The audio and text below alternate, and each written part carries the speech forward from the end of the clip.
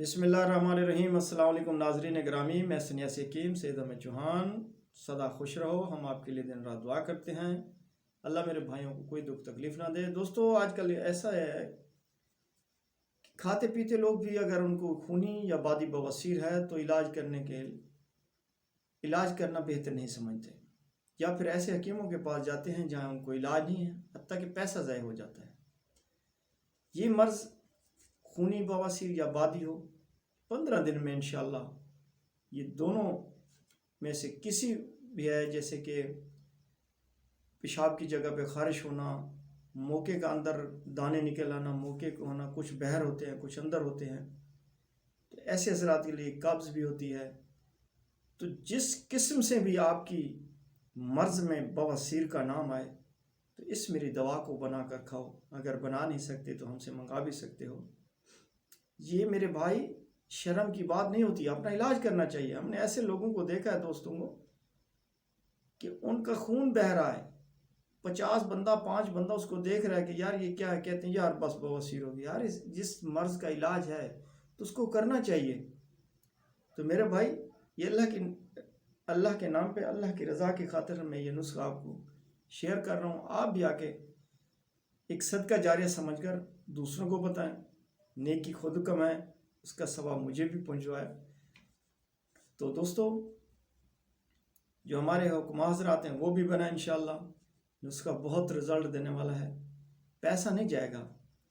جیسے کہ پیسے ضائع ہو جاتے ہیں، نسخہ بیکار ہوتا ہے، فائدہ نہیں دیتا۔ انشاءاللہ آپ جب تیسری خوراک کھاؤ گے، مریض کو کھلاؤ گے، تو وہ کہے گا کہ ہم نے کسی حکیم کا نسخہ کھایا۔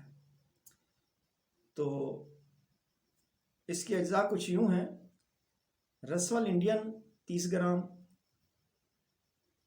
تخم نیم کی وہ جو نرمولیاں ہوتی ہیں وہ 15 گرام، تارا میرا 75 گرام، اسو کا بیج بھی کہتے ہیں اسے، اور گوگل 30 گرام، کمیلا 30 گرام، ریمن دوسارا 20 گرام۔ ان چیزوں کو آپ نے پنسار سے، مشین سے، اپنے گلنڈر سے اس کو باریک کروا لینا ہے۔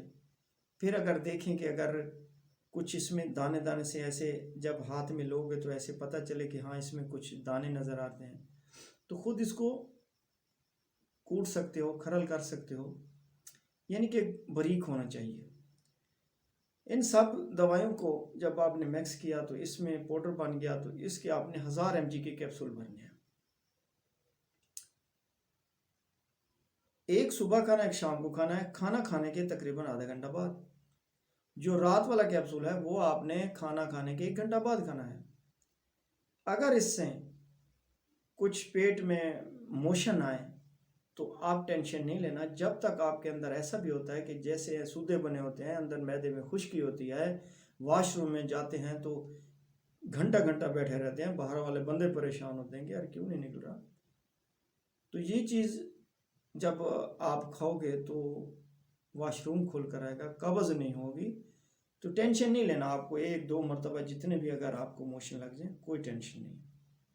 تو انشاءاللہ العزیز میرے بھائی، جب آپ اس کو 10 سے 15 دن کھاؤ گے، آپ کو بواسیر کا نام نہیں رہے گا۔